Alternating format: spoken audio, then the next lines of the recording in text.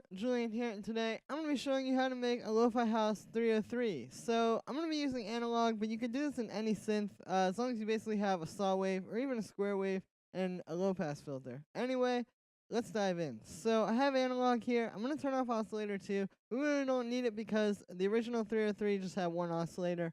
So yeah, we're going to keep that on a saw wave, and I'm going to go into the filter now. So what we're going to do is we're going to bring the frequency down a bunch and start bringing up the resonance a little bit. I have a little MIDI file loaded up here. Let's put it on loop, and we can just kind of listen to what happens as I start playing with this.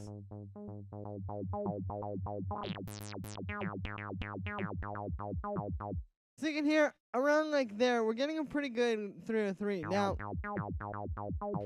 it's kind of key, I think, for lo-fi house to keep it a little bit more subtle and a little bit more kind of like on the lower end of the frequency, like with the frequency knob. And just kind of keeping it a little bit tame like that, I think really helps for the style, because it's more about like kind of tasteful synth textures and like stuff like that. So you don't want it to be like, you know, like something like that would be a little bit out of control for this. But this sounds pretty solid. And we can play with the LFO or the envelope as well a little bit. And I'll turn off this drive. And there we go. We have a pretty solid 303 sound. Now, like I said, we're going to be doing this for more of a lo-fi house kind of vibe. So we're going to do a few things. The first thing I'm going to do is I'm actually going to turn on this vibrato over here.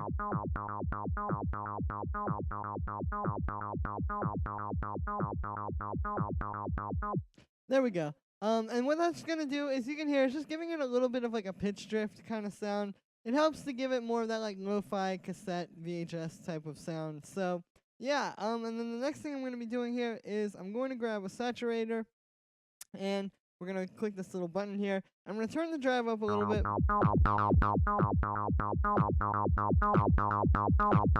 That's pretty good. And then we can play around with this analog clip a little bit. And what this is going to allow us to do is just kind of shape the sound a little bit more. You know, you can kind of take it to like the further depths of like tape saturation and like I said, like cassette kind of noise. Or you could just keep it on the more subtle end, but we'll play around with it a little bit and see.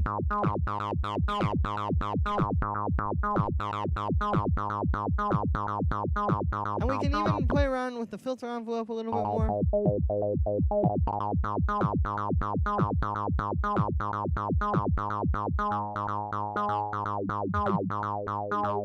And there we go. I just turned the release down a little bit on the envelope. And you can hear it got rid of those little sort of like pluck sounds at the end of the sound. But anyway, yeah, so after this, we are not really going to be doing too much else. I'm going to grab a low-pass filter here, and we're just going to give it a little bit of like a...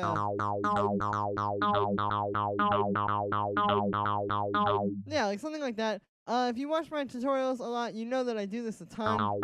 It's a great way to give your sounds that like lo-fi sound. What you do is just give it a low-pass filter, bring the frequency down a little bit on that high end. It kind of changes the exact frequency every time, based on like your sound that you're working with and how that kind of works.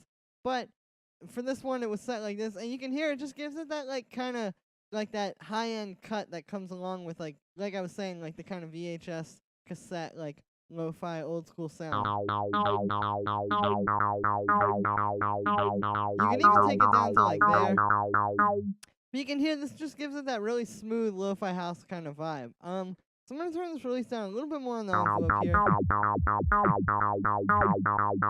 And there you go. We have a pretty solid lo-fi house sound. Now the last step, and this is pretty optional, but I do like to do it sometimes, is I'm going to grab an erosion, and we're just going to give it a little bit of like grit.